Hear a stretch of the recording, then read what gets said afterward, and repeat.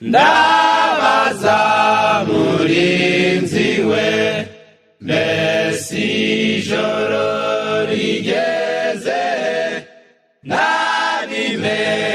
Kora subscribe aho sabone upate umwanya tugiye gufataniriza hamwe kwiga ubuhanuzi bw'iminsi y'imperuka. Yaraducunguye tubambirwa ku musaraba, ariko naturekera muri iyi si n'ubundi turahumaniwe, n'ubundi turacyafite ibibazo, n'ubundi urupfu n'indwara n'ibyaha bitumereye nabi. Tuzacungurwa neza Yesu agarutse. Dusenge maze dukomeze. Turagushimye Data wera, wakoze mwami wacu kubw'urukundo rwawe n'imbabazi. Ibyiza byose twari tugukeneye ukomeje kubitugaragariza, kandi kuko buri munsi wose tugukeneyemo imigisha yawo n'ubutabazi n'ubufasha bwawo. Utweretse iby'uburwayi bw'iby'umubiri n'imiti yadufasha, utweretse ibyerekeranye n'amategeko n'ubuntu utugirira aho bihurira. Ukize neza kuko ukomeje kuduhishurira ibyatugirira umumaro muri ubu bugingo n'ubuzaza ugahabwa icyubahiro. Tugiye rero Data mwiza kwiga n'andi magambo, ngwino ubane natwe, uduhishurire ijambo ryawe, uturinde ubunenganenzi, kandi buri tsinda na buri muntu aho bari bakurikiranye ubaha imigisha yawe mu izina rya Yesu. Nuko muri uyu rimwe na rimwe iyo tuvuga imperuka, abantu bamwe baba bumva ari nko guhahamura, cyangwa ari nko kuvuga inkuru ihararutswe, cyangwa ko ari nk'uburyo wenda bw'idini buba bushaka gutera abantu ubwoba. Ariko sibyo, ntabwo ari byo nta na rimwe. Isi ntitwayisanzeho, tuzanayisigaho. Iyo tuvuga imperuka, ni ukwerekana iminsi ya nyuma izaba imperuka irimo uburyo bubiri. Hariho iminsi y'imperuka, hariho n'umunsi w'imperuka. Iminsi y'imperuka turayizi, ifite n'ibimenyetso biyiranga, nibyo tujya twibandaho. Ariko umunsi w'imperuka wo ntabwo tuwuzi kuko nta wawuduhishuriye, na Yesu yarahakanye ko atawuzi. None se kugira ngo tujye hariya twemeze ngo turi mu minsi y'imperuka, tubikura he? Ibyo tubikura hehe byo kwemeza ngo turi mu minsi y'imperuka? Ndagira ngo abadukurikiye banyumve, n'abandika bagira uko bandika. Hari ibyapa bikomeye dusoma tukamenya ko turi mu minsi y'imperuka. Ibyapa binini tugomba gusoma tukamenya ko turi mu minsi y'imperuka. Ibyo byapa byose tugomba kubikurikirana, tukareba ibi byandikwaho. Ni nk'uko waba ufite urubaho hano, hakaba hari umuntu ugenda rwandikaho ariko utamurora, ukagenda buri munsi ukurikirana amakuru mashya yarugiyeho. Ibyo bibaho dufite byanditswe mu bibera ku isi. Ibyo bibaho ni ibi bikurikira. Tugomba kwiga gukurikirana buri munsi na buri saha ihindagurika ry'ibihe bibera ku isi. Urubaho rwa kabiri, tugomba kwiga urubaho rwa kabiri, tugomba gukurikirana ibibera ku rubaho rw'imibanire y'abantu n'abandi n'ibihugu. Urubaho rwa gatatu, tugomba gukurikirana imyizerere iriho n'iyaduka, kugira ngo nabo turebe ibyahishwemo birimo. Bityo rero nk'uko tumaze kuvuga, ibyo bibaho bitatu nibyo bintu bya mbere tugomba gukurikirana. Umutwe w'icyigisho cyacu muri rusange urabutubwira ngo ibyapa dusomeraho ibimenyetso by'imperuka. Ndasubiramo, ibyapa dusomamo cyangwa dusomeraho ibimenyetso by'imperuka cyangwa se by'iminsi y'imperuka. Yesu igihe yaganiraga n'abigishwa be, yabahakaniye ko umunsi w'imperuka ntawe uwuzi, ndetse aranababwira ngo n'abamarayika ntabwo uwo munsi bawuzi. Ariko abasobanurira iby'iminsi y'imperuka. ibyo ndabisoma mu gitabo cya Luka, igice cya 21, ndahasoma aya magambo akurikira, reka tuyumve neza twumve uko handitse. Luka 21, Luka igice cya 21 ku murongo waho 25. Ngaho reka tuhaje maze tujyane. Haranditse ngo ariko mpereye ku 20 byaba byiza kurutaho. Ariko ubwo muzabona Yerusalemu hagoswe n'ingabo, muzamenye uko gucungurwa kwaho kwenda gusohora. Icyo gihe abazaba bari Yudaya bazahungire ku misozi miremire, n'abazari bari hagati muri Yerusalemu bazayivemo, n'abazaba bari ku misozi ntibazayijyemo. Kuko iyo minsi izaba ariyo guhoreramo ngo ibyanditswe byose bisohore. Abazaba batwite n'abonsa muri iyo minsi bazabona ishyano, kuko hazabaho kubabara kwinshi mu gihugu, kandi umujinya uzaba uri kuri ubu bwoko. Bamwe bazicwa n'inkota, abandi bazanywe mu mahanga yose ari imbohe, kandi Yerusalemu hazasiribangwa n'abanyamahanga kugeza ubwo ibihe by'abanyamahanga bizashirira. Kandi hazaba ibimenyetso ku izuba no ku kwezi no ku nyenyeri, kandi no hasi amahanga azababara bumirwe bumvishe inyanja n'umuraba bihorera. Abantu bazagushwa igihumure n'ubwoba no kwibwira ibyenda kuba mwese, kuko imbaraga zo mu ijuru zizanyeganyaga. Ubwo nibwo bazabona umwana w'umuntu aziye ku bicu afite imbaraga n'ubwiza bwinshi. Nuko ibyo nibitangira kubaho, muzararame mwubure imitwe yanyu, kuko gucungurwa kwanyu kuzaba kwenda gusohora. Ndagira ngo tujyane bavandimwe mu magambo uyu muntu Yesu yasubije abigishwa be. Yabanjije kubabwira iby'amateka ya Yerusalemu, ababwira ukuntu Yerusalemu hazasenywa, ababwira ukuntu Yerusalemu hazasiribangwa, kuko imiti yose yo kuvura Yerusalemu yari yapfuye ubusa. Kuko ijambo ry'Imana ratubwira ngo Yerusalemu, Yerusalemu wica abahanuzi ugatera amabuye abagutumweho. Yerusalemu byanditswe no muri Yeremiya ngo nimukubite iburyo n'ibumoso, hepfo no haruguru, murebe ko mwabona n'umwe ugendera mu nzira zanjye akubaha izina ryanjye muri Yerusalemu, nubwo yaba umwe ndahagirira imbabazi. Ubwo birumvikana ngo n'uwo umwe yagenje ate, yarabuze. Noneho Yesu ubwo ari yizira, Yesu yaciye umugani w'ibya Yerusalemu, yabiciyemo umugani mu cyigisho cy'imigani, abagereranya n'abahinzi bimye shebuje nyir'uruzabibu imbuto, ngo ahubwo aboherejeho intumwa barazica. Ngo none ngo nyir'uruzabibu azabigenza ati? Abayuda nibo barwikatiye, baravuze ngo nyir'uruzabibu naza azica abo bagaragu babi, nibo barukase. Nuko ubwo rubanza rw'ibyo bikatiye nirwo rwabagenje rute, nirwo rwabagezeho.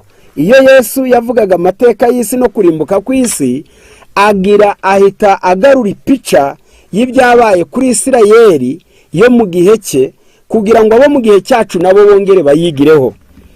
Byumvikane neza ko Yesu yasobanuye ibimenyetso bizagaragaza ko iminsi y'imperuka yegereje. Ariko dukurikiranye neza kugira ngo abari kumwe natwe muri uyu murongo babashe kubyumva, Yesu avuze kwizima kw'izuba no kwizima k'ukwezi no kugwa kw'inyenyeri. Ariko aravuga ngo umwana w'umuntu azazira ku bicu byo mu ijuru. Ngo nuko ibyo nibitangira kubaho muzubura imitwe yanyu murebe mu ijuru. Ibi byagombaga kubaho mbere y'umwaka w'1844, bitewe nuko izuba ryarijimye, ibishitsi bikomeye byarabaye. Ibyo wenda turaza kubisoma, ariko mu nkuru zikomeye kandi zitangaje tugomba gukurikirana kandi tukanezezwa nazo ni inkuru yo kugaruka kwa Yesu.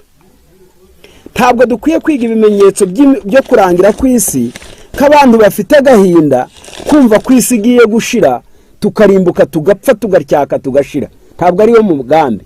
Ahubwo umugambi wacu nta nubwo ari ukugira ngo abantu bahahamuke bagire ubwoba, ahubwo ni ukugira ngo bitegure kugaruka kwa Yesu. Babyitegure bati? Bitegure bitandukanya n'icyaha, kuko icyaha n'umunyabyaha bizapfana. Ariko nibatandukanya n'icyaha, Imana izarimbura ibyaha isiga abakiranutse.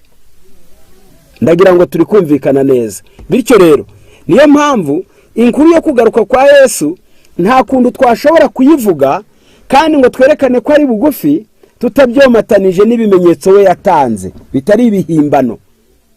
Ntabwo kugaruka kwa Yesu kuvanaho kurya, ahubwo kuvanaho kurya ibitaribwa, kandi ibyo nta n'igihe byigeze byemerwa.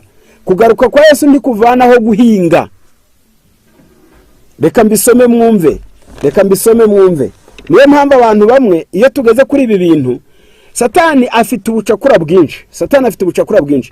Mu ruhande rumwe atenza inzangano n'amahane, urundi ruhande agateza abantu kerensa iby'Imana no kubisuzugura no kumva ntacyo bimaze. Ku rundi ruhande agatera abantu kubwiriza iby'Imana nabi kugira ngo akaga kari bubagereho, nangwa akaga Satani nanone ubu aba yateguye ababyica, azi ko ab'Imana bahari, agategura n'abakurikirana none iyi mitwe yombi kabisa naho iri mu ruhare rumwe rwo gukora, ariko bagendereye kubangamira abana b'Imana. Kuko ibi byombi cyo byongera, kuko abasambanyi, abajura, abagizi ba nabi n'abandi mu buryo bwose bongerera abantu akazi, n'injiji zidakora ariko zidateye ikibazo, zitarwana, zidatukana, nazo zanze guhinga imirima yazo, n'ubundi hakaba inzara, nazo ziteje ikibazo nk'abandi bose bateje ubukene. Buriya Satani hari ukuntu ajya ateza isi ibyago anyuriye mu bitwa ngo barasenga, akongera agateza isi ibyago abanga gusenga, agateza isi ibyago abasuzugura ibyo batazi, agateza isi ibyago abigira ibihangange n'intwari, bakibwira ngo kwiga menshi no kugira ubutunzi bwinshi ngo hari icyo bijya bihindura kuri gahunda y'Imana. Nta mukire nk'Imana, ntabwo Imana bayikangisha ibintu. Yigeze baza Abisirayeli muri Zaburi ngo mfite inka z'ibirarashyamba. Buriya abantu bahora batanga amafaranga bajya kureba ingagi, bakajya kureba imbogo, bajya kureba inzovu, ariko ukurikirana ubuzima bwazo bwa buri munsi akazigaburira zikabaho zigahumeka ni Imana. Imana yaremye umuntu iramukungahaza, imigezi, inyamaswa, ibyatsi, imisozi, tugaturaho igihe runaka tugapfa bigasigarana abandi, ariko kugira ngo abantu bakomeze kuba muri iyo migisha y'Imana. Rero iri jambo riravuze ngo, kandi abacira umugani ati mwitegereze umutini n'ibindi biti byose, iyo bimaze gutoha barabireba murabireba mukamenya ubwanyu yuko igihe cy'impeshyi kiri bugufi. Nuko namwe nimubona ibyo bibaye muzamenye yuko ubwami bw'Imana buri hafi. Buriya aratubwiye ngo nitubona ibimenyetso tuzamenya ko ubwami bw'Imana buri hafi. Ariko ndasubira kuri uriya murongo wo haruguru yavuze ngo izuba n'ukwezi n'inyenyeri nibimara kugwa, nangwa se izuba rikijima, ukwezi nako kuzikijima, hakaba n'ibishitsi bikomeye, agasobanura ngo akadusobanurira amagambo yadusobanuriye ngo umwana w'umuntu nibwo azazira ku bicu byo mu ijuru. Ntabwo Yesu yari kuba agarutse mu isi, ahubwo yari kuba akoze ikintu cyanditse hano muri Daniyeli igice cya 7. Ndagira ngo mpasome Daniyeli igice cya 7, icyo Yesu yari kuba akoze ari nacyo yakoze. Hakaba hari icyo tushaka kuganira ataranga cyerekeje. Aravuze ngo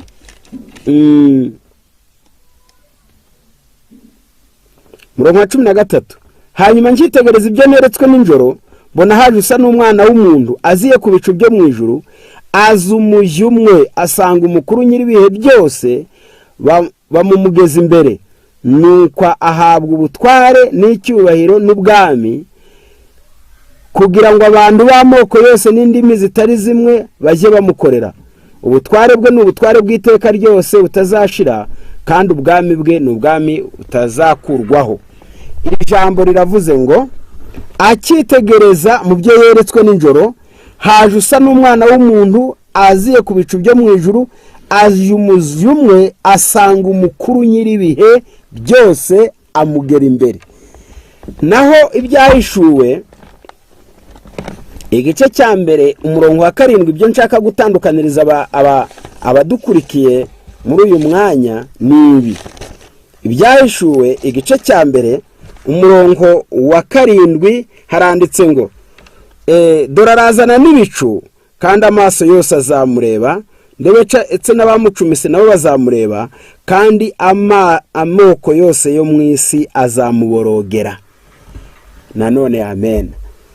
Ndetse ukabihuza n'ibyahishuwe igice cya 6 umurongo wa 14. Ijuru rikugwaho nk'uko bazinga igitabo cy'umuzingo, imisozi yose n'ibigwa byose bikugwa ahantu habyo, abami bo mu isi n'abatware bakomeye n'abatware b'ingabo n'abatunzi n'ab'ububasha n'imbata zose n'ab'umudendezo bose bihisha mu buvumo no mu bitare byo mu misozi. Babwira imisozi n'ibitare bati, nimutugweho, muduhisha amaso yicaye kuri iriya ntebe n'umujinya w'umwana w'intama, kuko umunsi ukomeye w'umujinya wayo usohoye, kandi ninde ubasha guhagarara adatsinzwe. Aya magambo nsomye muri iyi mirongo 3 aratandukanye. Itandukaniro riraha. Daniyeli igice cya 7 umurongo wa 13, Yesu yagombaga gusanga Data wa twese ngo amuhe umurimo wo gusabira abanyabyaha aziye ku bicu byo mu ijuru. Niko umuhanuzi yabirebye. Bibiliya yanditswe mu rurimi umuntu ashobora kumva, kuko yamubonye yideplasa ava aho Data wa twese ari kugira ngo ahabwe ubutware bwo kudusabira nk'abanyabyaha, kuko wari umusozo w'imyaka 2300 kugira ngo ibyaha twacumuye byose byezwe mu buturo bwera bwo mu ijuru. Aho niho Yesu agomba guhaguruka ava agarutse ku isi. Ibyo byanditswe mu byahishuwe igice cya 8, aho Yesu akora mu mashengesho y'abera, yongeramo imibavu cyangwa se gukiranuka kwe akabyongeramo. Ibi rero ibyo twasomye mu byahishuwe igice cya 1 byo byerekana Yesu agarutse ubwa kabiri, ubwo azaba ahagurutse mu cyumba cy'ahera cyane, maze akavuga ngo birarangiye. Gahunda z'ibikorerwa mu isi zigahita zihagarara. Aho niho abantu berekeje amaso mu bicu bizarekeraho kuba imigani, bazabona umwami w'ibihe byose agarutse. Yesu ntazagaruka ngo akandagiye ku isi, azazana n'inteko nini y'abamarayika. Reka tubisome mu byahishuwe igice cya 8. Aranditse ngo aravuze ngo umwana w'intama amenye ikimenyetso cya 7, mu ijuru haba hwituza nk'igice cy'isaha.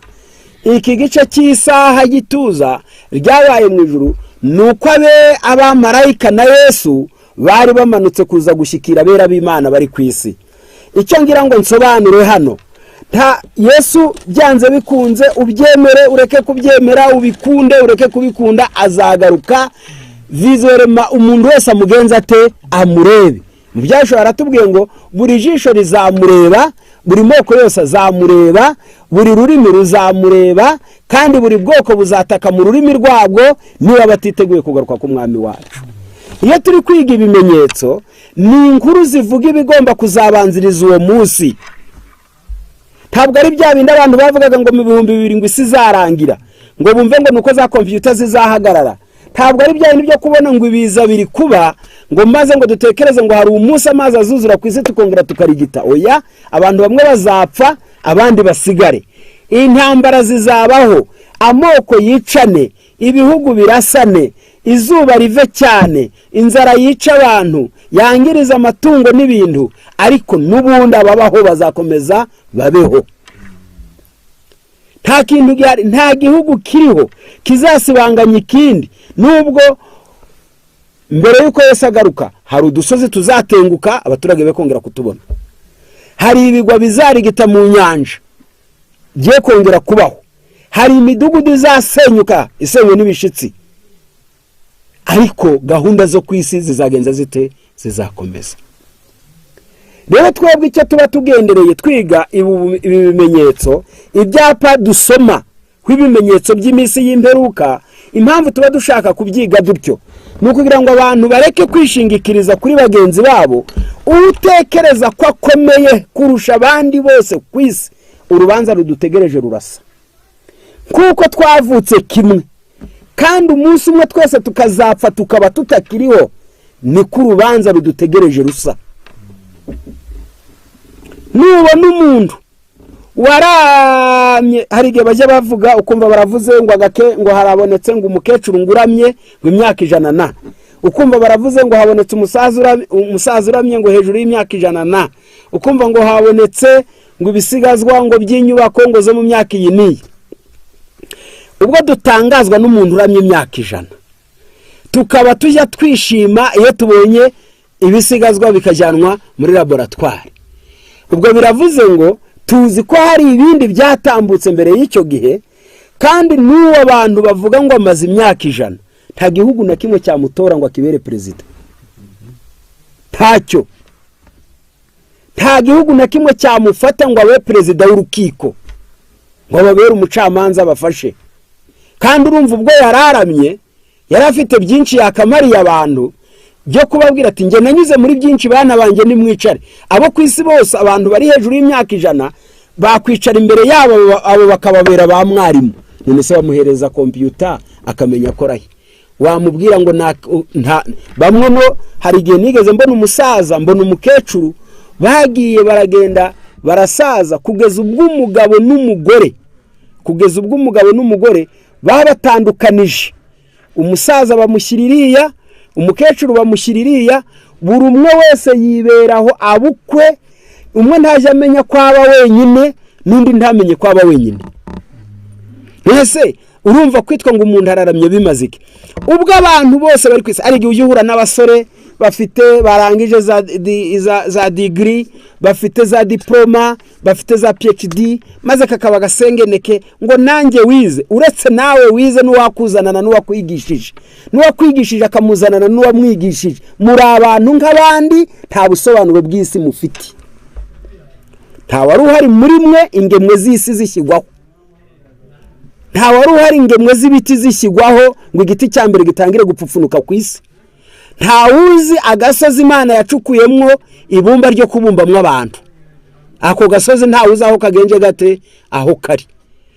Rero ibyo niba tugiye kwiga ibyerekeranye n'iminsi y'imperuka, tukiga ibimenyetso by'iminsi y'imperuka, dukwiriye kumenya guca bugufi. Uko ijambo ry'Imana rivuga ngo ni muce bugufi, ngo kugira ngo uburakari bw'Uwiteka butadukongerezwa. Uburakari bw'Uwiteka butadukongerezwa. Mwemere kwiga. Mwemere kwiga. Nta muntu n'umwe mu bantu beza kandi bazi ubwenge ujya wanga kwiga. N'icyo unenga urakiga kugira ngo impamvu kinengera nazo uzaba uzifite.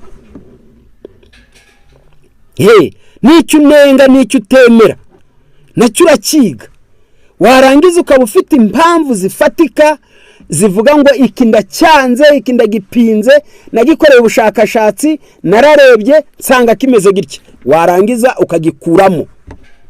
Ariko iyo ubaye umuntu ureba mu mujyi umwe gusa wo kwiyemera wo kutumva oya ntabwo ariko bimeze.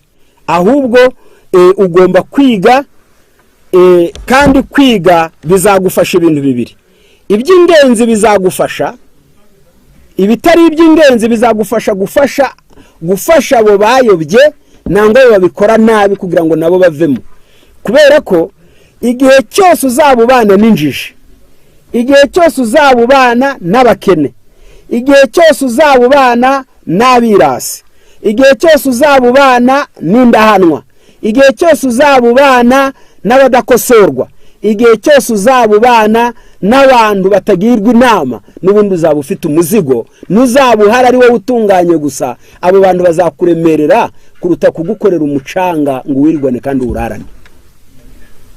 Umunyamafuta aravuna. Umuntu umwe ukize muri benshi bakennye, n'ubundi nawe ntiyabirya. Ntabwo wabirya. Buri wagira ngo Imana igufashe niba uri umworozi ukagira umugisha bo muturanye bose bakoro. Hari ibibazo byinshi inka zawe n'amatungo yawe bizaruhuka. Hari ibyo uzaruhuka. Wagira ngo agufashe abantu muturanye bose bagira amaduka, abaza kubatoborera amazu bazagabanuka. Wagira ngo agufashe abantu bose muturanye bagire umutima mwiza, muzafatanya umushinga w'ikintu kandi muwugereho. Wagufasha ngo agufashe abantu mubana bose birinde mwagira umugisha wo kugira ibihe bikeya musiragira mujya ku bitaro. Wagufasha ngo abantu mubana bagira ingeso nziza, mwagira umugisha wo kudahora musiragira kuri gereza no mu nkiko. Reka mwumve rero, mu bimenyetso bikomeye tugomba kureberaho, tubanze turebe iby'ihindagurika ry'ibihe. Byerekeranye n'ihindagurika ry'ibihe, Imana niyo yaremye ibintu byose, irabyerekana, ibishyira hariya, maze kugira ngo natwe tubyige. Reka mwumve amagambo mbanze nsome mu Batesalonike ba mbere, igice cya 5 umurongo wa mbere. Urwa mbere rw'Abatesalonike, igice ni cya 5 umurongo ni wa mbere. Handitseho aya magambo ngo, ariko umurongo wa 4 niho mpereye, ariko reka nsome wa mbere nsome ni wa 4. Ariko bene data iby'ibihe n'iminsi ntimugomba kubyandikirwa. Hepfo gatoya, ariko mwebwe bene data ntimuri mu mwijima ngo umunsi uzabatungure nk'umujura. Impamvu atubwiye ngo iby'ibihe n'iminsi ntitugomba kubyandikirwa, kandi akongera akatubwira ngo ntabwo turi mu mwijima ngo uwo munsi uzadutungure nk'umujura. Kubera iki? Kubera ko umunsi wo kugaruka kwa Yesu uzatungura abantu umeze nk'umutego bitewe no kwijijisha, kuko ibyari ibimenyetso babifashe nk'ibisanzwe, banga kubyigiraho. Kandi kizakubwira umwana wawe nakubwira ngo ajya yiga neza ku ishuri, uzamubwira uti nta kibazo, niba wiga neza biramaze, tuzabimenya uzanye amanota. Buriya hari ukuntu abantu bajya hariya bakihararanga, bakavuga ibintu ukagira ngo biri mu biganza byabo, umuntu akajya kunkumura imitsi, agakunkumura akaboko, agapfunyarika agahanga, mbivuze mu izina rya Yesu, ari kuvuga amafuti n'ibinyoma, ukagira ngo ni nawe uri bubireme. Imana ibyo ntacyo biba biyibwiye, ntacyo biba biyibwiye, irabireka, gahunda zayo zikomeza zityo. Nubwo ku isi twese twakankamira rimwe, twese tukayishinyikira, yatureba nk'umuntu woroye inkoko uri gushinyikirwa n'umushwi. Ntacyo umushwi waba umubwiye, ntacyo aho ntibinamubuza gukomeza kumanura intoke ngo awufate. Nibyo kigize gatya gagashinyika kakagira gati, intoke ze ziramanuka, akagenda akagafata akagashyira mu aho ashaka kugashyira. Niko n'Imana imeze. Reka mwumve rero, mu gitabo cy'ibyakozwe n'intumwa, ibyakozwe n'intumwa igice cya mbere, hari amagambo nyampakunda cyane mu byakozwe n'intumwa igice cya mbere. Amagambo yanditswe na Luka, yaranditse ati, Teofilo we, muri cya gitabo cya mbere nanditse ibyo Yesu yabanje gukora no kwigisha byose, kugeza ku munsi yazamuriwe mu ijuru, amaze gutegeka intumwa yatoranije, azitegekesha umwuka wera. Amaze kubabazwa, abonekera abari bamuzi, atanga ibimenyetso byinshi, agumya kubabonekera mu minsi 40 avuga iby'ubwami bw'Imana. Iri jambo ry'Imana yatubwiye ngo uyu Luka agiye kuvuga, aravuze ngo Teofilo we, muri cya gitabo cya mbere nanditse ibyo Yesu yabanje gukora, ubwo ni mu gitabo cya Luka, no kwigisha byose, kugeza ku munsi yazamukiye mu ijuru, amaze gutegeka abigishwa be yateranije, azitegekesha umwuka wera. Amaze kubabazwa, abonekera abari bamuzi, atanga ibimenyetso byinshi, akomeza kubabonekera. Mu gice hano aravuga ati, hari irindi jambo nshaka gusoma, igice cya mbere cya Luka umurongo wa mbere. Abantu benshi bagerageje kuringaniza igitekerezo cy'imvaho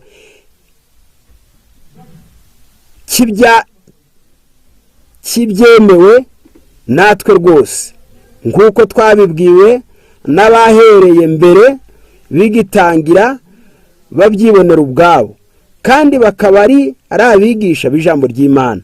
Nuko nanjye maze gukurikiranya byose neza, mpera ku bya mbere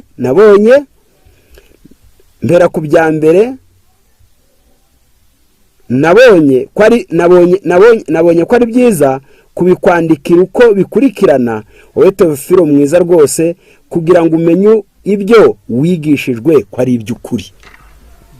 uyu aravuze nge narakurikiranye amakuru ndayakusanya, nurangiza ugira icyizere cy'uko ibyo wizera ari iby'iki, ari iby'ukuri. ariko iyo umuntu yirengagije ubushakashatsi, akirengagiza ubugenzuzi, akirengagiza ibimenyetso bifatika, ibyo bita za preuve tangible, ibintu bifatika biri hariya, akabyanga akabigaya ubwende, abagerageje abari ukwigira uko ntazi, ubwo icyo gihe nawe nta kundi umuntu yamugenza. rero turagaruka hahandi kubibera mu isi. Mu gice cya 21 twasomye mwiri jambo rikurikira, ariko mu mbabarire gato abo twari tumaze kujyana tugeranya hariya tugiye kureba ririya jambo, mu ngundire gato yatubanze dusoma ya magambo ari mu gitabo cyitwa Intambara Ikomeye, page ya 323. aravuze ngo une de véritable le plus glorieuse et le plus solennel du christianisme est celle qui annonce une seconde venue de Jésus-Christ pour achever la grande œuvre de la rédemption.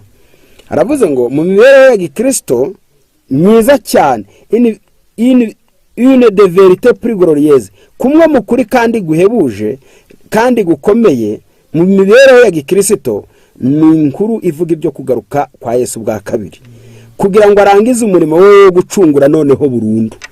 yaraducunguye tubambebwa ku musaraba, ariko naturekera muri iyi si n'ubundi turahumaniwe, n'ubundi turacyafite ibibazo, n'ubundi urupfu n'indwara n'ibyaha bitumereye nabi. tuzacungurwa neza Yesu agarutse akatuvana muri iyi si y'imbragasani.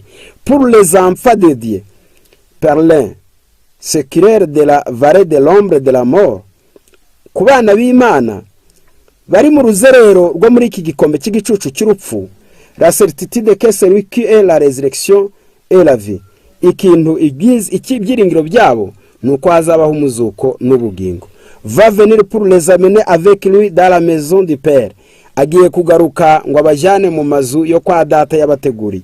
Tini perceptive infaillible, ibi ni ibyiringiro bikomeza kandi bitaneshwa. La doctrine du second avènement est la clé de voûte des Écritures. Inyigisho ivuga ibyo kugaruka kwa Yesu, kugaruka kwa Yesu ni urufunguzo rwiza rutuma ushaka ukurwa na Bibiliya ugashaka kumenya amakuru ayirimo. Dès le jour où nos premiers parents ont eu le malheur de savoir exilés de l'Éden, les vrais croyants ont eu le regard fixé sur celui qui doit venir briser la puissance de l'ennemi et les introduire dans le paradis perdu. aravuze ngo guhera ubwo ababyeyi bacu ba mbere bari bagezweho n'ibyago byo guhunga bakava mu Edeni, abizera nyakuri amaso yabo ntibahwemye kuyerekeza kuri wa wundi ukomeza gutumbira ngo barebe wa wundi uzaza akanagura imbaraga z'umwanzi akabasubiza Edeni yabo yazimiye cyangwa se banyazwe. Les hommes pieux, les siècles passés ont vu dans la vie du Messie en gloire de consommation de leur espérance. aravuze ngo abantu b'intungane bo mu binyejana byatambutse babayeho bategereje Mesiya, bumva bafite ibyo byiringiro byo kuzabona uyu Mesiya aje akabahesha ubugingo buhoraho. Enoch, le 7e homme depuis Adam, Enoki umuntu wa karindwi uhereye kuri Adamu, wagendanye n'Imana imyaka 300, yitegerezaga ubwiza bw'Imana, yitegerezaga muri ubwo bwiza, puis contempler de loin la venue de libérateur, yitegerezaga kure cyane akareba kuza k'uwo mucunguzi uzaza kubahesha umudendezo. Voici dit-il, le Seigneur est venu avec ses saints myriades. Dore uwera arazana, dore umwami arazana n'ibihumbi na za miliyari nyinshi z'abera, pour exercer un jugement contre tout et pour faire rendre compte à tous les impies parmi eux de tous les actes aya ni amagambo yanditswe muri Yuda, reka nyasome. Ngo ni ikibwiriza Yuda yajyaga abwiriza, akavuga aya magambo ari muri Yuda. Reka nkibarangire igice n'umurongo, ni igice cya mbere n'umurongo wa 14. No ku wa 7 uhereye kuri Adamu yahanuye ibyabo ati, dore Uwiteka azanye n'inzovu nyinshi z'aberabe, kugira ngo agirire bose ibihura n'amateka baciriweho, no kwemeza abatubaha Imana bose ukuri kw'imirimo yose yo kutubaha Imana bakoze batubaha Imana, n'amagambo yose akomeye abanyabyaha batubaha Imana bayitutse. Aya magambo aragaragaza ko Yesu agiye kugaruka, ariko nagaruka na Enoki yababonye kera cyane mbere y'umwuzure, abona Yesu azazana n'abera be kandi n'ibihumbi by'abera, akaza guciraho iteka abo bose bagomeye itegeko ry'Imana, abo bose basuzuguye amabwiriza. Rero mbere y'uko ibyo biba, hari ibimenyetso byinshi cyane abana b'Imana bagomba kwigiraho kugira ngo bibereke. Ababayeho mbere yo kuvuka kwa Yesu bajyaga biga ibimenyetso byo kugaruka kwe, bambe byo kuza kwe aje kubacungura, bajyaga babyiga. Bari bafite ubuhanuzi tutakwiga uyu munsi bwavugaga ngo dore umwara azasama inda. Bari bafite ibimenyetso bivuga ngo dore araza ahura ahetswe n'indogobe n'icyana cyayo. Bari bafite ubuhanuzi bwinshi, urumuri rucumba ntazaruzimya. Bari bafite ibyamuvuze kugira ngo nagaragara mu bantu nk'abandi bazabe bamuzi, bahereye kuko yavutse, bakurikije uko yakuze, aho yakuriye, ibyo yakoze, uko yitwaye, nuko yashoje ubuzima bwe. Muri ibice 30 by'ifeza nubwo ari make, ntabwo ari Yuda wayagennye, yari yarahanuwe. Kuvukira i Betelehemu ntabwo ari Yosefu na Mariya bahagennye, hari yarahanuwe. Kwitwa umunyanazareti ntabwo ari Yesu wabigennye, byari byarahanuwe. Kwicwa kw'abana bavutse bagereranije, Herode yagereranije igihe Yesu yari yabwiriwe inkuru y'igihe Yesu yavukiye, akayigereranya n'igihe cye, n'igihe yari arimo, kumenya kuvuga ngo ntabwo birenze imyaka 2. Abo bana bose akabatsemba akabamara. Ibyo byari byarahanuwe na Yeremiya ngo Rasheli yanze guhozwa. Impamvu ibyo ubwo buhanuzi bwose bwari bwarahanuwe. Rero nguko ubuhanuzi bwo kugaruka kwa Yesu hari ababwirengagije, bakayoberwa Yesu, akaza akabatizwa, akigisha, akabambwa, akazuka, akajya mu ijuru, ntibamenyaga kuri na gato. N'ubu bakaba bagikomeje gutegereza Liberateur, umucunguzi uzaza kubakiza ingoma y'Abaroma. Kandi ibi byose byatewe n'abayobozi b'idini y'Abayuda, kuko ku ruhande rumwe Yesu yari ategerejwe nk'umucunguzi w'abanyabyaha, bo bakamutegereza nk'umunyapolitike uzaza kubakiza amaboko y'Abaroma. Hari abahanuzi gito bahora bigisha inyigisho zitarizo, bahumuriza bitariho, bagasobanura ubusobanuro butari bwo, maze bayobya Isirayeli. Yesu yariho, abamupinga, abamuhakana, abagoreka ibye banahari. Bari bafite n'impamvu nyinshi baheraho, kandi kwangwa kwe nabyo byari byarahanuwe.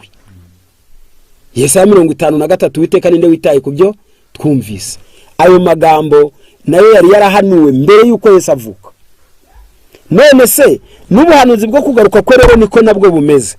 Hari abantu benshi cyane badashaka kwita ku buhanuzi, baza hari ngo kutabwitaho cyatuma butuzura. Kera turi abana hari ibintu twajyaga twumva abandi bana bagenzi bacu bari kubivuga. Imvura yajya kugwa bakabonera kitse, abana tukabwirana ngo nimurebe ngo umwana wa bucura ngo avume ruriya rubura, ngo naruhenere ngo ruvume ngo ntiruri bugwe. Ese icyatumaga rutagwa? Akana kakajyaho kakavuga ngo ni kabucura, kakihandagaza ngo ubwo kari kugira ngo urubura rutagwa, rukagwa rwose nako kakajya kwihisha.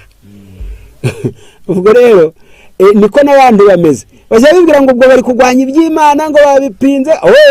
Oya buriya y'ibintu woroshye ukabyiga niho byoroha.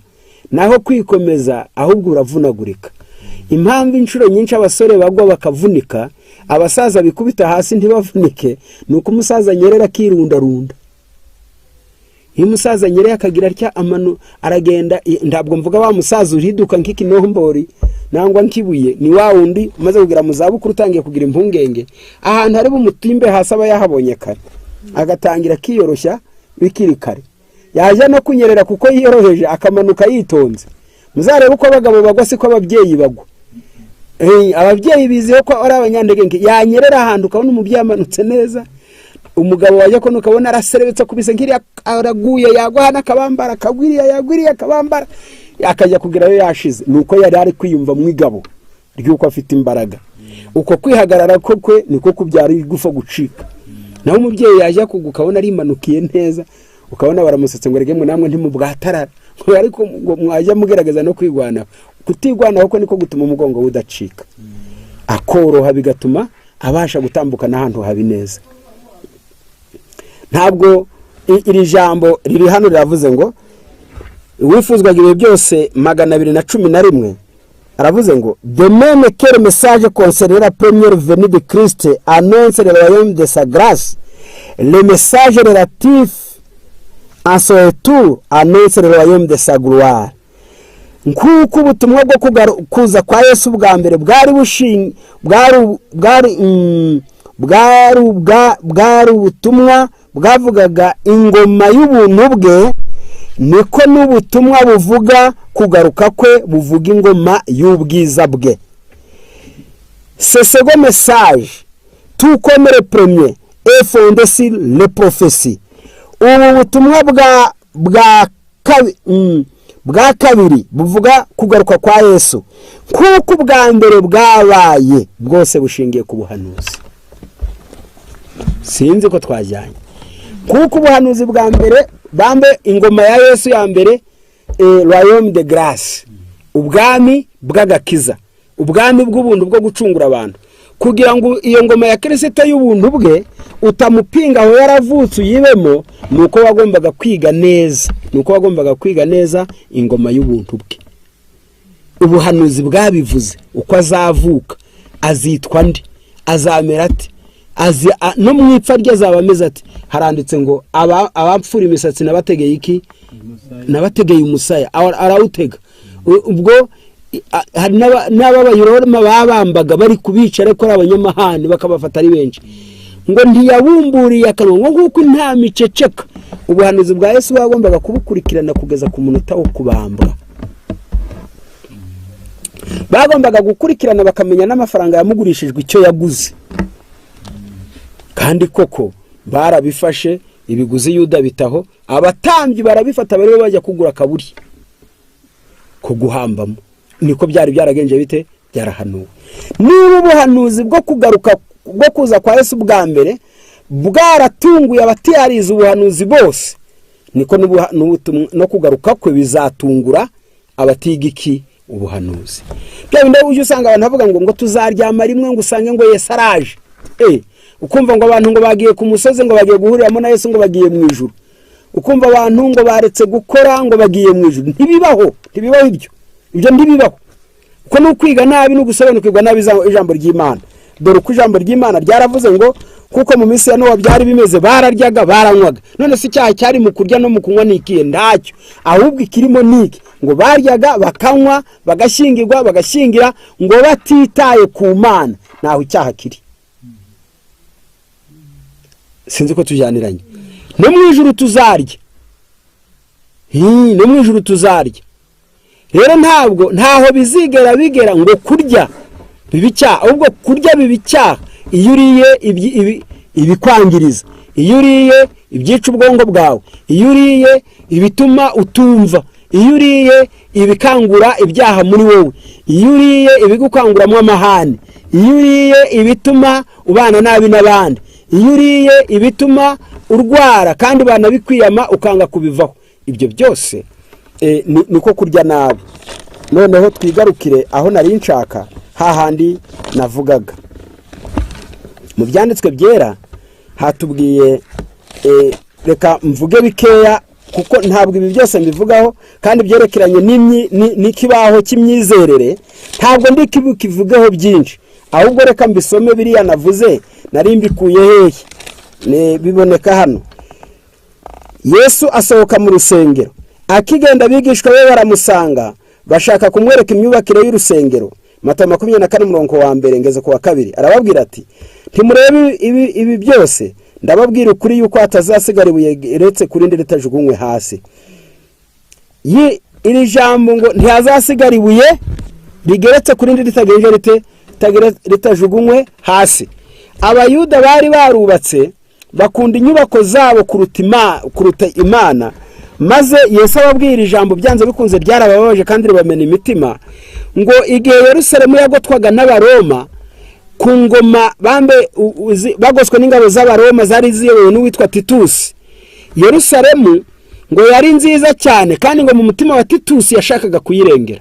Aravuze ngo ndafunga Abayuda n'abatambyi mbice mbagirende, ariko uru rusengero rwiza rumeze rutya tuzakomeze, dushaka tuzarugire mize, dushaka tuzarugire dute cyangwa tuzarukoresha ibindi, ariko iyi nyubako nta mpamvu no gusenya amajyambere. Titusi we niwe mugambi yari yagenje ate, ariko ijambo rya Yesu byari ryaravuze ngo ntihazagenza hate, ntihazasigara ibuye rigeretse kurindi. Umunsi wo kurimbuka kwa Yerusalemu ubwo wari ugeze, mwumve mu gitabo cy'intambara ikomeye uko banditse.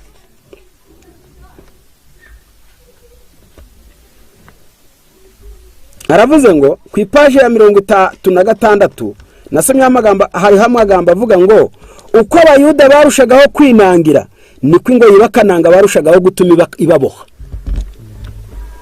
Sinzi ko mwumvishije. Uko Abayuda barushagaho kwinangira ntibumve niko ingo yibaboha yarushagaho gukananga. Ravuze ngo kurimbuka kw'ishyanga ryabo n'ibibi byabikurikiye ni umusaruro w'imirimo yabo. Hirya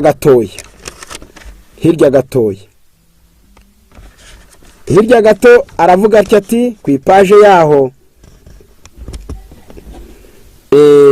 ku ipaje yaho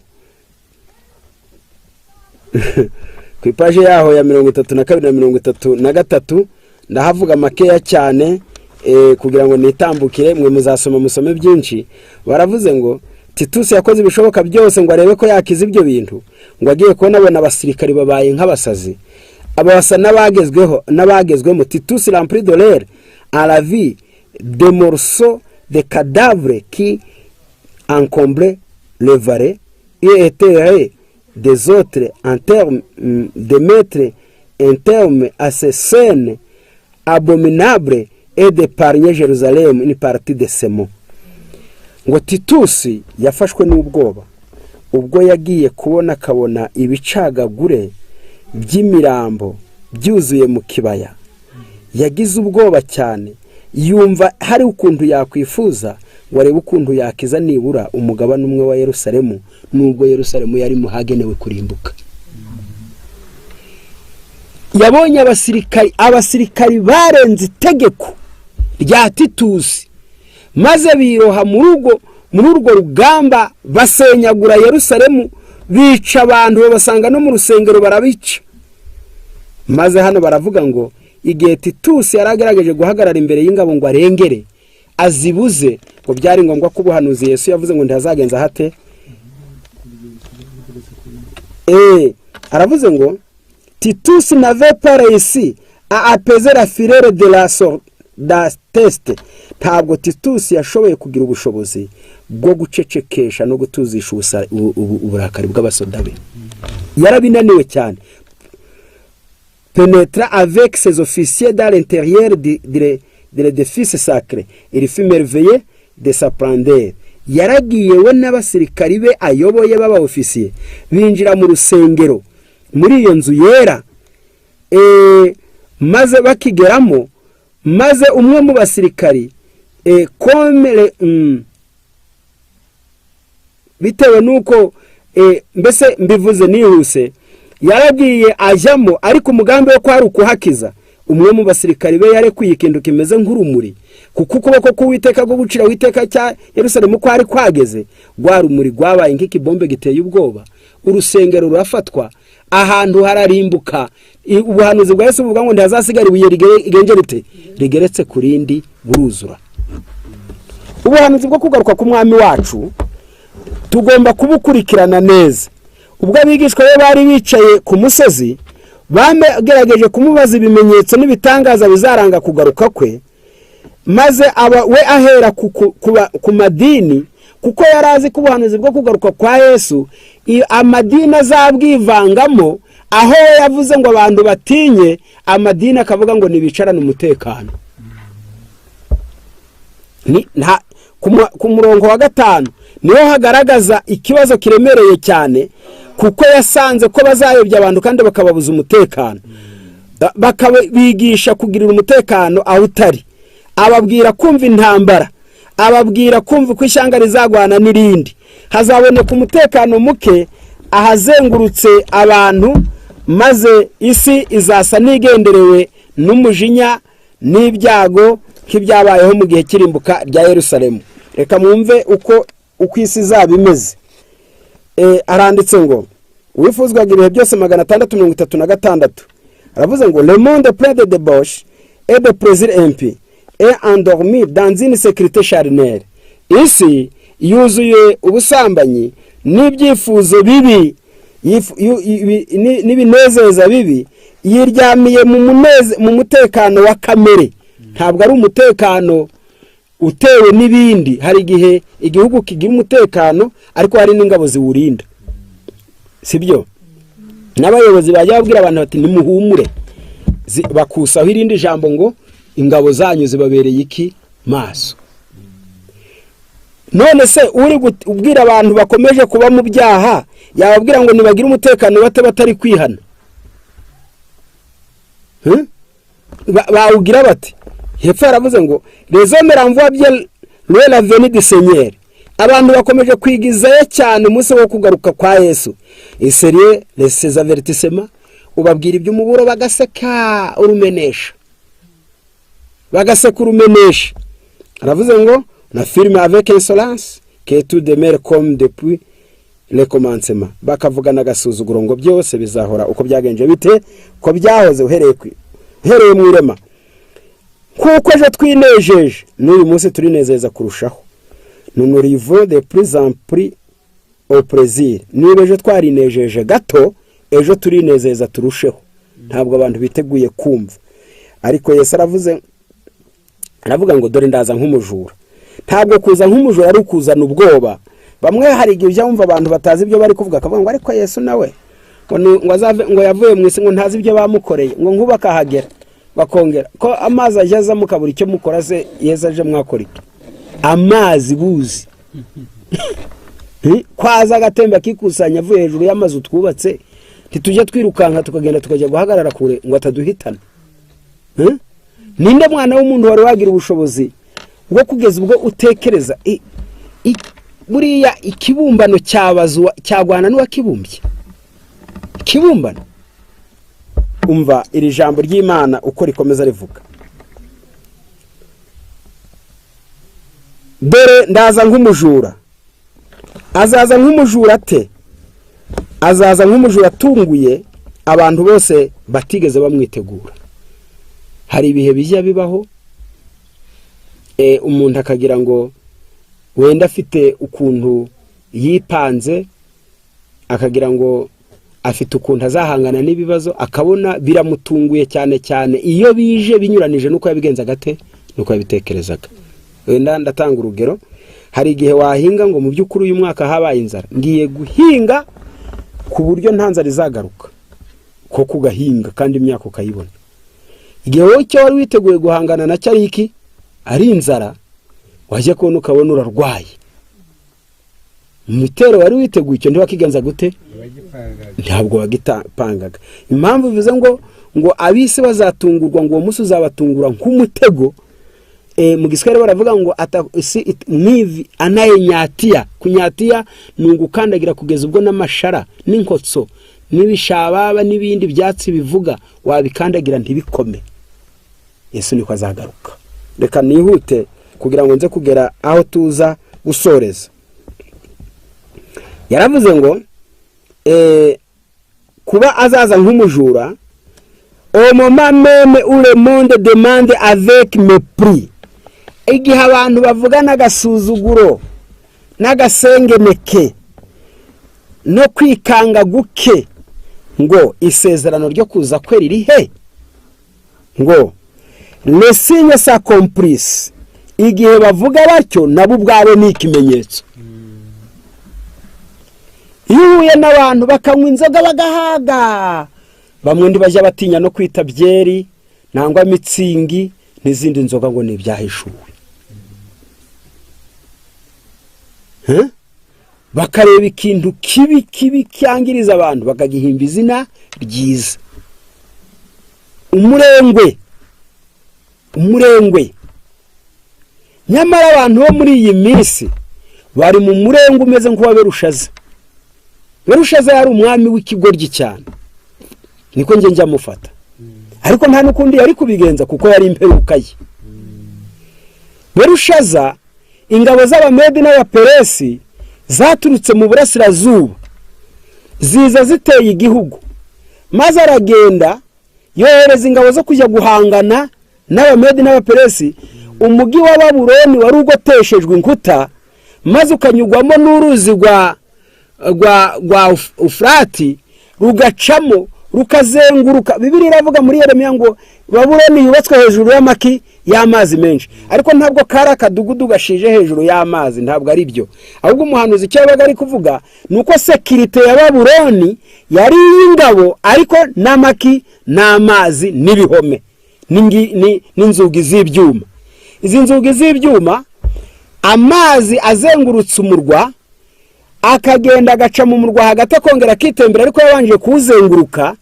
Maze barakoranye ubuhanga cyane bakamenya ko uzaturuka hirya nesheje ingabo zabo uruzi ruzamutangira, uzaca mu ruzi igikuta kizamutangira, uzashaka kunyegera igikuta abarinzi bazaba bamubonye, uzashaka guca hirya inzugi z'ibyuma zizaba zigenje zite zihari. Bumvaga bafite security. Muri uwo mutekano udatekereza ku rugamba n'ibibazo igihugu cye kirimo, Berushaza ingabo ziri ku rugamba yaterekesheje umunsi mukuru, akora ibyaha bikomeye, ahamagaza n'ibikombe by'Uwiteka byanyazwe Yerusalemu, kandi Yerusalemu yari yarazize gusuzugura Imana. Ndiyigira kuri ibyo, nyamara ijambo riravuze, abakuru n'abanyarwanda baravuze ngo ikubise mukeba uyirenza urugo. Maze ntiyagenda ngo bo bayirenza urugo, ahubwo baragenda ahubwo baba babi, baragenda barabyica, baragenda babigira nabi, maze ntibabyitaho na gato, ntibabyitaho haba na buhoro. Maze ahubwo aragenda aterekesha ibirori, ahamagara indayazi, ahamagara abagore be b'inshoreke, baraza banywesha bya bikombe by'Uwiteka. Kugeza igihe yabajije ngo ninde utishimye, kugeza igihe n'abarinzi bari hejuru y'umurwa, bari hejuru babandi yari yiringiye, nabo abagira abamanura, abaraza binjira muri Yerusalemu, baraza baziwe, baranywa, barasinda, umwami arasinda, abarinzi b'umurwa barasinda, n'abaturage barasinda. Ubwo icyo gihugu cyari gifite umutekano, umwami, abarinzi n'abaturage basinze, kandi igihugu kiri mu ntambara. Mu by'ukuri cyari igihe kibi cyane kandi giteye ubwoba. Niwe yabonye ku rukuta mu ijuru bamukubise ku munzani, baravuga ngo uyu ntakwiriye. Bandika mu ijambo ngo men tekere ufarazini. Ayakubise amaso inzoga ziraguruka, abona ikiganza cyandika ariko ntiyabona nyiracyo. Amagambo yandikwa mu Ruheburayo kandi ataruza yobegwa ibyo ari byo. Amavara akomangana, arangije aracanganyikirwa, inzoga zimuvamo. Bahamagara abakonikoni n'abarezi b'i Babuloni n'ingigo bwenge z'i Babuloni ngo zisobanure izo nyandiko, ati kandi ubishobora ndamugororera. Habura n'umwe. baragenda barirukanka maze agakecuru karaza karamubwira bati hariho umugabo babwamo n'umwuka w'Imana zera yabayeho ku ngoma ya so mutumire yitwa Daniyeli. Muri iyo guverinoma Daniyeli nta kazi yari afitemo, nuko yari yarabayeho mu kazi kabanje kandi suko yari yarananiwe, ahubwo uyu mutware w'umusore wari ufite ubwibone no kutumva kwari kugira ngo abone uko acigwaho iteka, yirengagiza inama maze ahasigaye baramutumira. Daniyeli araza n'umuntu wubaha Imana. Daniyeli igihe yazaga ageze imbere y'umwami yitegereza inyandiko, amusubirira mu mateka y'ibyabaye kuri sekuru cyangwa se niko birimwita, aragenda arabisoma arabimusobanurira, vuga ngo iso we yabonye iby'Imana yakoze byitaho ariga arihana, Imana imuha gukomera. Nawe Imana iguteretse muri ubu bwami, ariko ntiwigiye kuri so, ntiwiga no ku mateka y'ibyamubereyeho, wasuzuguye Imana nyirijuru, none Imana ishyizeho iherezo. Izo ngororano zawe zibane, genda gusobanurira uko bimeze. Handitswe ngo many take farzin, hasobanurwa ngo wapimwe ku gipimo ugaragara kudashyitse, ubwami bwawe buragabwe buhawe Abamedi n'Abaperesi. Ati ni wakugira uwa kabiri ku bwami buhese, daho nawe umbarira yemwe mukagira Imana. Araba kubuhe bwami buhe, abwiye ngo bwenge bute buragabwe.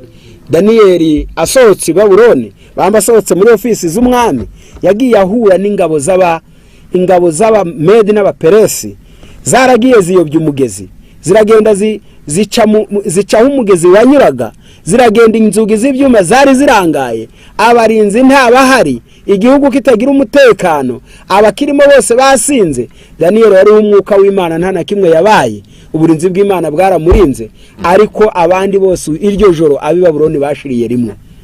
Kutita ku buhanuzi mbese ni ngo gusanga hari igihugu kiriho ariko kitita ku makuru meza cyangwa amabakivugwaho. Niko n'abaturage b'isi wavuga ngo nibabeho nta buhanuzi bwo kumenya imigambi y'Imana. Tugomba kumenya imigambi Imana ifitiye isi yacu, tukayikurikirana kandi tukiga ibyayo buri munsi. Dore uko handitse, aravuze ngo ubwo abisekera bakomeza ibimenyetso birakomeza, car mon cœur qui rejette la vérité est devenu présomptueux. Aravuze ngo ubwo abisekera abakobanye n'abanga ukuri bakomeza kuba bibone, quand chacun cherche à gagner de l'argent sans scrupule, ubwo ari wese ashaka amafaranga ubutayahaga, quand on te dit tout excepté sa Bible, ubwo abantu bashaka kumenya buri nkuru uretse za Bibiliya, alors le Christ vient comme un voleur. Muri icyo gihe Yesu araje nk'umujura. Muri icyo gihe Yesu aje nk'iki kumujura. Une grande agitation règne dans le monde. Ubu mwisi hari akavuyo, reka bari ko mbivuga, mwisi hari wasiwasi, akavuyo, akajagari mu masoko, kudahagarara neza kw'ifaranga, kutabana neza kw'abaturage, umwiryane muri rubanda, byose bitumenye mwisi haba icyo bita agitation. Mwisi hari ikintu kimeze ko guhubongabana, hari uburakare, hari uguta umutwe. Les signes d'état sont visibles, ibimenyetso by'ibihe biragaragara. Les événements qui vont se produire projettent déjà leur ombre sur nous. Amateka n'ibyaduka by'iherezo noneho biranagana hejuru yacu, buri wese n'umuhamya wabyo.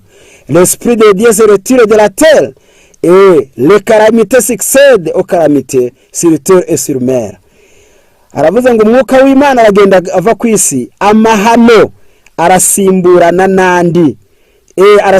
nandi ku nyanja no ku butaka. Il y a des tempêtes, des tremblements de terre, hari ibishitsi, hari imiraba, hari insandi, hari imiriro, des inondations, hari imyuzure, hari de meurtre de tout genre, hari impfu z'ubwoko butandukanye. Qui peut deviner l'avenir? Ninde waduhanurira hagiye kuba, ninde watubwira ibigiye kubaho? Haravuze ati les hommes prennent rapidement position sous le drapeau de leur choix. Ubu abantu bafite ubwira bwo guhagarara munsi y'amabendera yo guhitamo kwabo. Abantu bafite ubwira rwose nta n'imigaryo bafite. Mu gitabo cyitwa Ibihamya umuzingo wa 2 bambe wa 3 ndasoma mu ijambo rikomeye cyane. Krize isi iragenda iva muri krize igana mu yindi. Isi yose ubu tuvuganira muri krize. Isi iri muri krize ikomeye cyane. Hari muri krize y'iby'ubutunzi, hari krize y'imibano y'abantu n'abandi, hari krize y'indwara z'uburyo butandukanye. Ahantu hose haragaragara krize zitandukanye.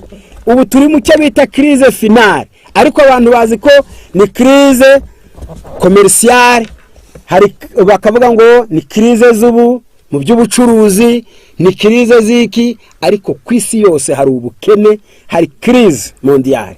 Kandi ibyo ntibyihariwe n'igihugu kimwe. Nous vivons au temps de la fin, turi mu gihe cy'iherezo, page ya 335.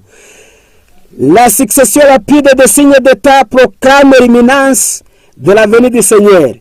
Kwiyungikanya kw'ibimenyetso by'igihe biratubwira ko Yesu ari hafi. Nous sommes à une époque importante et solennelle. Turi mu gihe gikomeye kandi cyo kwitabwaho. L'esprit de Dieu se retire de la terre, peu à peu mais sans arrêter. Aravuze ngo umwuka w'Imana aravanwa ku isi ni buhoro buhoro ariko budahagarara. Ni buhoro buhoro ariko nta kugenza ute, nta guhagarara. Déjà près et jugement frappe le contemporain de la grâce divine. Ubu tuvugana ibyago n'urubanza byatangiye kugera kubisekera imiburo y'Imana. Ubu ibyago n'urubanza rw'Imana byatangiye kujya bigira abantu bamwe bikocora.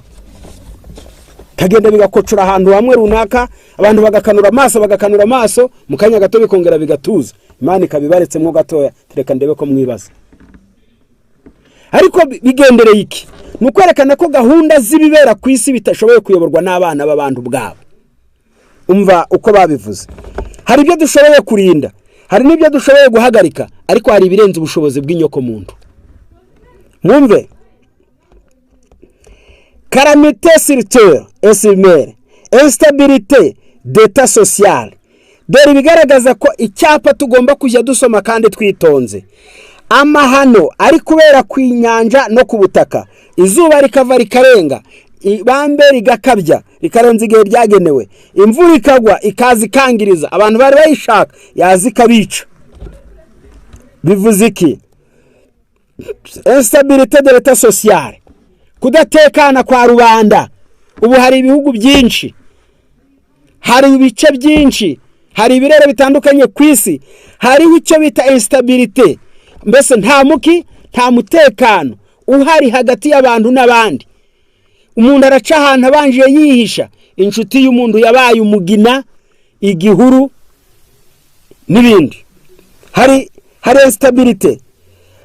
Menace de guerre, abandi nabi ntambara zanze gucika iwabo bamerewe nabi cyane. Autant de mauvaises présages annonce la proximité d'événements d'une gravité inouïe. Mu by'ukuri ibyo byose tubona biravuga ko ibihe biri imbere yacu ari ibihe byijimye. Les forces du mal se coalisent et s'accroissent en vue de la crise finale. Imbaraga y'ikibi ikomeje gukura. Ndagira ngo mbabwire mu by'ukuri turabona imbaraga y'ikibi. Kumva ngo abagabo bisha abagore babo, abagore bisha abagabo babo, indaya yajyanye n'umuhungu bagezayo baricana, ababyeyi bisha abana. Imbaraga y'ikibiri kwihuzahuza se coalize. Imbaraga z'ibibi ziri kwihuzahuza. Imbaraga z'ibibi ziri kwihuzahuza. Ariko si nibyo gusa, ziri no kongera zigakura ngo zizane crise finale. Zimari isi bwayo. Erega Yesu atanagarutse n'isi yakwimara. N'isi ubwayo iragenda yimara. De grands changements vont bientôt se produire dans le monde. Ihinduka rikomeye cyane ubu ryageze ku isi. Les événements de la fin se précipitent, kandi byaduka by'iherezo biragenda byiyungikanya. Murebe no mu bihugu byitwa ko ari ibihangange byo ku isi. Abakunda kwerekana umurongo wuko abandi bakwiriye kugendera, ibindi bihugu bikwiriye kugenderaho, ariko uwo murongo warabananiye. instabilité ntabwo iri mu bihugu bikennye gusa, ntabwo iri mu bihugu byateye imbere gusa, ntabwo iri mu bihugu bikanyakanye gusa, ahubwo isi yose yaragendererewe, kuko iherezo ntirizagena igihugu kimwe gusa, ahubwo aravuze ngo ihinduka rikomeye cyane rikomeje kubera mu isi. Des événements de la fin se précipitent, ibimenyetso by'iherezo biragenda byiyungikanya. L'état actuel des choses montre que le temps de temps troublé vont fondre sur nous. Uko ibintu byifasha ubu biratugaragariza ko imbere yacu hari ibihe bibi. Aya magambo yavugwaga aya magambo tuvuga turi gusoma uyu mwanya yavuzwe mu 1909. Wewe uwabuno mu 2023 tibeshya ngo biri imbere yacu aho bituyemo, aho birimo. Aya magambo yavuzwe mu 1909. Niyo mpamvu avuze ngo biri imbere yacu, ariko twebwe ntabwo biri imbere yacu ahubwo tubirimo. Twe tubirimo. Yavuze ngo les journaux sont remplis d'allusions à un conflit formidable devant se produire en brève échéance. Aravuze ngo usomye mu binyamakuru hari intambara, hari imihigo y'intambara, hari ibintu biteye ubwoba biri kuvugirwamo. Ubwo byari ibinyamakuru byo mu gihe cyabo. Deka aravuze ngo David des hommes et d'enfants, oya nsimbutsa amagambo. Hari imyigaragambyo, les grèves sont communes. Imyigaragambyo yabaye myinshi ku isi. Le vol, ubujura bw'ubwoko bwose. Les meurtres multiplient. Abapfu n'abicwa bakomeje kwiyongera. David des hommes et d'enfants sont supprimés par des individus sous un des esprits dominiaques.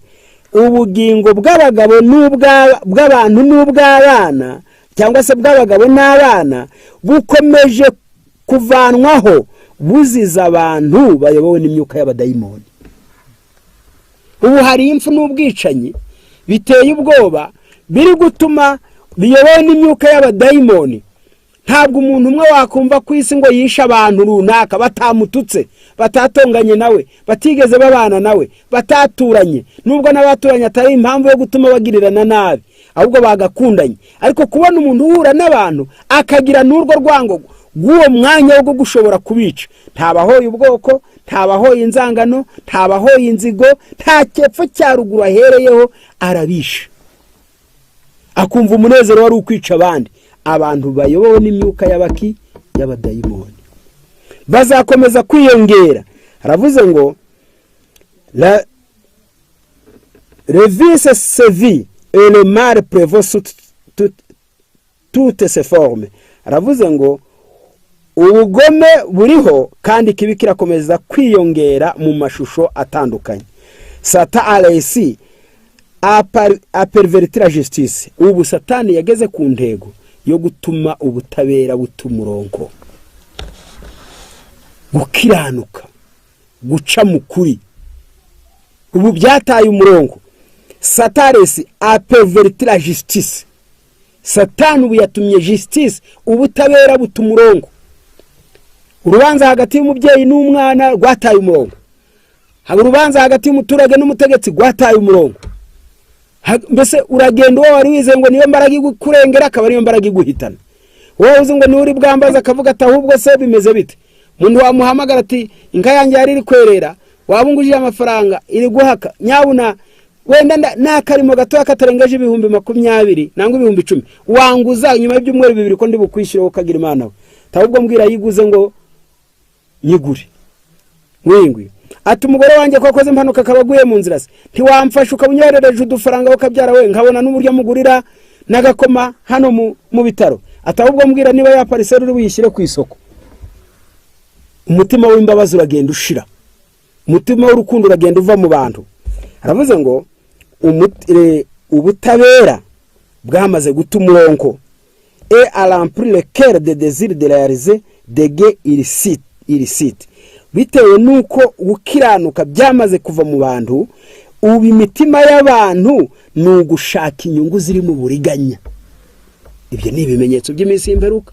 Nibona umuntu atakigirira undi mbabazi ngo muvuge ngo nibisanzwe ngo mbe n'umuki, ngo ubaza ubwoko, oya ntabwo ari ikibazo ari ukubaza ubwoko ngo ubone ibintu birazazanije bimeze nabi ngo baze ngo harya atuye aho atuye naho avuka sibyo bitumye abartyo nimberuka ni mubi kuko yahindanijwe n'imyuka mibi y'abadayimoni mwumve twihute tugeraho dusoreza abe Yesaya 59 umurongo wa 14 avuze ngo ukuri kwaguye mu nzira kandi gukiranuka ndi kubasha kwinjira. Le grande ville compte de multitude de misère imigi minini ubuyuzuyemo abatindi privé presque complètement de nourriture benshi n'ababurara bakaja no kwiyarara bigize nk'abasaze kugira ngo babone uko barya. Les vêtements benshi ndibagira imyenda abantu ndibagira ibyo kurya d'abri ntibagira aho kwikinga. Alors que l'on rencontre dans les mêmes villes des gens qui possèdent plus que le cœur ne peut souhaiter. Mu gihe nk'ibyo ngibyo abandi batagira aho bikinga turasanga mu mugumwe nguwo utuye mwabatindi bagiye munsi y'ubutindi harimo nabandi bantu bafite ibirenze by'umutima w'umuntu wifuza kandi yamukoresha akazi akamuhemba make yamureba yamutera ubutati ndanagukase nabyo ndibimutere n'imbabazi. Aravuze ngo aravuze ngo qui vive dans le luxe hari abantu bibereyeho mu kwinezeza gusa dépenser leur argent à maison richement meublé hari abantu birirwa bapfusha ubusa amafaranga kugira ngo bataka amazu yabo bagura ibintu bihenze abandi bari kwicira isazi mu zisho. On sait qui est pi pour des gourmandises ikindi kibi kirimo abantu bakomeje gukora ibi kugira ngo barusheho kuba babi bongera ubusambo derike kugura inzoga zihenze de tabac kugura amatabi et d'autres choses tendant à détruire les facultés intellectuelles n'ibindi byinshi bigenderewe bitagira ikindi byamwongerera uretse kumwicira ubwenge. Mu isoko rya rikeri aho inzoga zihenze zigura menshi aho umaze kuzigwa icyacyura ari ubugome. Mu matabi aho usanga buri gihe imikangije aho nibiki byose urumogi rukananirana urumogi rwabaye ikihebe cyaburi abaruca umwigi hari ku ruhigo ndabarucuruza igenda rubona ari ko kwangiriza ubwenge ndabona ari mari yo kongerera umuntu ibi. Abantu baracuruza ibyica abandi ndasone bafite kubwo gukunda amafaranga nyamara wagira ngo bari abana babo bangirika batyo nawe wababaraho. Umva iri jambo ryaravuze ngo aravuze ngo abantu bari kwimarira bararya ibiryo bakongera bakihaga ngo barye nibindi abandi baranywa inzoga zikabamara abandi baranywa amatabi ikindi cyari cyo cyose cyamara ubwenge bigatuma umutima w'imbabazi ushira mu bantu ubu nicyo kigezeho ku isi nicyo kiribwa n'ikinyobwa kigezweho. Nibyo byabinde mwumva ngo byitwa ibikorano bagenda bakavanga ibyo ntazi byarangiza bikica ubwenge n'imitima. Et trouble l'esprit et sur l'âme ibyo biribwa n'ibyo binyobwa bitera imivurungano mu bwenge maze bikanduza umutima umuntu akaba umugome. Bikanduza umutima umuntu akaba umugome. Le cri de foule mura d'inanition monte jusque vers Dieu. Aravuze ngo imiborogo y'abantu bari gusamba batagira icyo bakwimarira irazamutse igeze ku Mana. Tandis que des hommes amassent des fortunes colossales par toutes sortes d'oppressions et d'extorsions. Mu gihe hari imiborogo y'abatakira Imana bari gupfa bishwe n'inzara abandi indwara zibatsinze mu mazu yabo babuze kirengera abandi bari kongerera ubutunzi bwabo bakusanije bavanye mu bwambuzi n'uburiganya. Aya magambo ateye ubwoba bavandimwe. Kuri iri herezo tugomba kuzirikana aya magambo tugomba kwiga ese ninde watanga igisubizo kibiriho ninde. Dore ipaje ya 338 uko handitse ce peu nombre même parmi les éducateurs et les hommes d'état ceux qui comprennent les causes réelles de conditions actuelles de la société. Ni benshi bake cyane haba mu barezi haba no mu bayoboye ibihugu ni bake cyane bazi impamvu ku isi ibintu bimeze nabi bazi impamvu baremesha inama z'abaturage bakavayo babahuje bakarara bicanye iryo joro bayobewe icyabi ngo bake cyane nibo bayobewe ibyo ari byo. Les hommes qui tiennent le leune ne pouvaient de pouvoir sont incapables de résoudre les problèmes de la corruption morale. Abafashe intebe y'ubugabe ku isi akaba ari bo bayoboye ibihugu nabo ubwabo ntibamenya gutanga igisubizo k'akajagari kari mu bwenge bw'abantu bwandaye, corruption morale, corruption moral. Abantu mu bwenge bwabo harimo kwangirika, kononekara, gukunda ibibi n'ubundi buryo butandukanye. Iyo corruption morale yamaze kubuzuramo, nta kindi kintu kirabura yabamarira. Harakomeje aravuze ngo dipeuperisme, hari kongera kwiyongera kwinshi kw'abaturage, et de crime grandissant, n'ubugome bukomeje kwiyongera. C'est envers qu'il se force de donner aux affaires commerciales une base plus sûre. Aravuze ngo ibihugu birarushwa n'ubusa bishyiraho urufatiro rw'ibicuruzwa bidahindagurika. Uko muri kubona ibintu byataye agaciro ku isi, bimwe ngo n'intambara zo muri Ukraine, abandi ngo biki imbere byari corona ivaho ngo nibyo muri Ukraine, ibindi kavaho ngo nibyo mu gihugu kiniki. Oya, ibi ngibi ni ubuhanuzi. Yesu mbere yuko agaruka, ibicuruzwa ibiriho ku isi bizastanga amakuru ngo nimwitegure ku isi ibyaho biragenda bigera ku iherezo. Si l'on voulait accorder plus d'attention à l'enseignement de la parole de Dieu, on trouvera une solution en tous ces problèmes, les problèmes. Aravuze ngo abantu baramutse babyemeye, maze ubwenge bwabo n'inyigisho z'ijambo ry'Imana bakabyerekezaho amaso, babona igisubizo cy'ibyo bibazo bibagoye.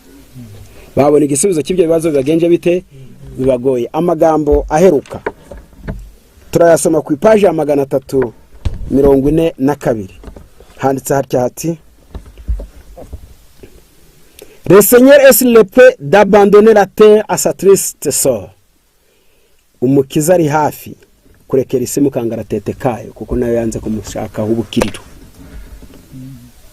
Ubwo nabo banze kumushakiraho amaboko, bakanga kumushakiraho icyizere, bakanga kumushakiraho umutekano. Erega Imana igitanga umutekano. Abini niwe baraburiwe, barabwirwa ngo amajoro 40 isi 40 nibishira ngo bararimbuka, babuze icyo bari bukore. Ariko umwami waho yari umwami uzi ubwenge, atumira abaturage arabwira ati mwumve tujye mu mujyi umwe wo gushaka Imana. Bashatse Imana, ibyago byari byabavuzweho birahagarara. Ndetse nta mwami wari umugome n'ikigoryi nka Ahabu. Ahabu yari mubi cyane. Navuka ni nawe nasomye muri Bibiliya, ngewe niwe nasomye gusa, uvuga ngo ni umuntu wakoze ibyaha ngo abona bibaye bibi ngo ashaka ibyo kongera. Uwigeze ubona umuntu yongera ibibi? Buriya nibyo ngo abanyarwanda bo baravuze ngo bamwiyama ibigoramye ngo akazana inzanwa z'imihoro.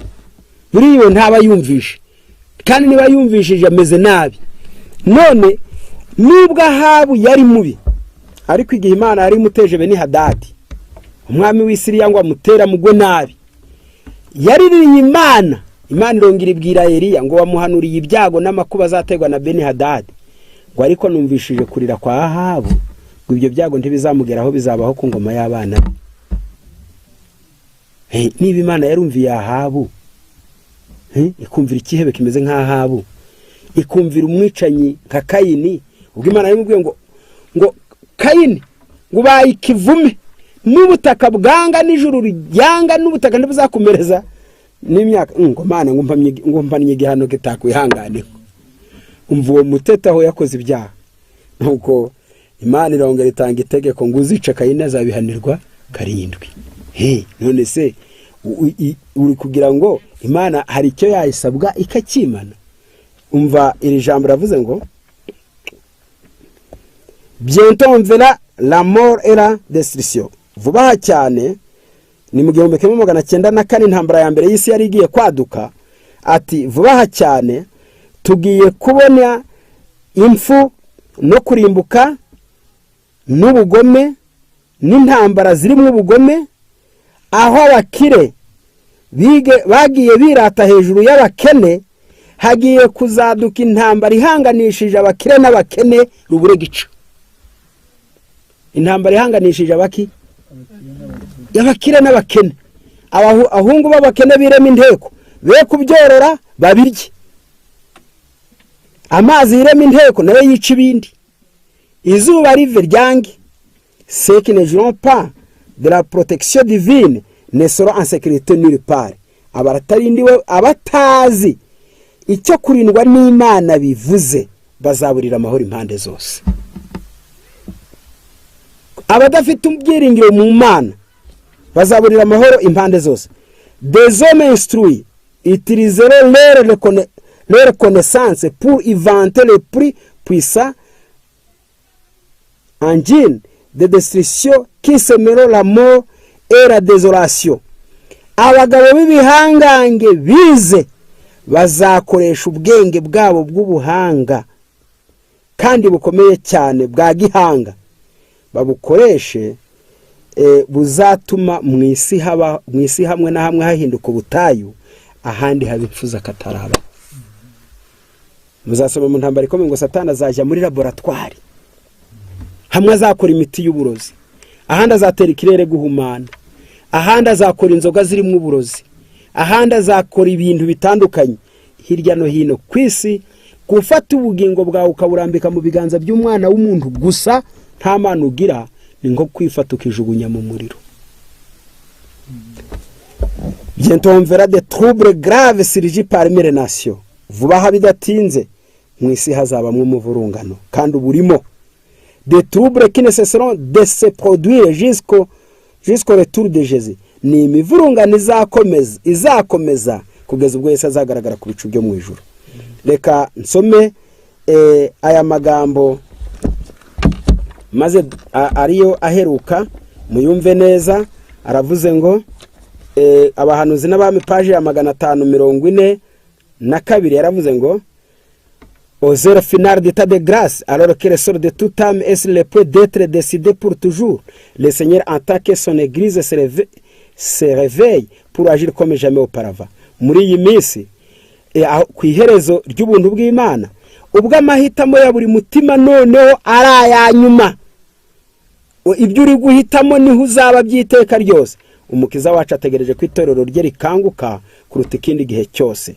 Abacungujwe no kumenya Imana, ceux qui ont été libérés en Christ par la connaissance de la vérité, abaheshejwe umudendezo no kumenya ukuri, sont considérés par Dieu comme ses héritiers. Abimana bafata nk'intore zayo. Reka mwumve bana b'Imana, kugaruka kwa Yesu kuzabaho mu gihe isi zaba iri mu mateka yijimye. La venue de Jésus aura lieu au moment le plus sombre de l'histoire de notre monde. Turi mu bihe by'umwijima, aho isi iri mu bihe bibi, aho abantu bari gupfa amabara, bagapfa amoko, bagapfa karere. Ibyo ni ukuba mu mwijima. Reka Imana y'amahoro, reka Imana igira neza. Umugaragu w'Imana umwe yaranditse ngo injira mu isenga wihishe. Ni Yesaya igice cya 2 umurongo wa 10. Injira mu isenga wihishe ngo igitinyiro cy'Uwiteka Nyiringabo. Mu by'ukuri isaha irageze n'umwanya urageze ngo dushaka ubuhungiro n'igitinyiro ku Mana yacu. Reka twishakire aho duhungira. Ntabwo ari uguhunga igihugu, si uguhunga imirimo, si uguhunga amashuri, ahubwo ni uguhunga icyaha. Nahumu 3:14 ngo ivomera amazi azaba ahagije mu gihe cyo kugotwa. Ayo mazi twaba tuvomye akaba ahagije n'amazi y'agakiza. Reka Imana iduhe kwivomera kuri ayo mazi mu izina rya Yesu.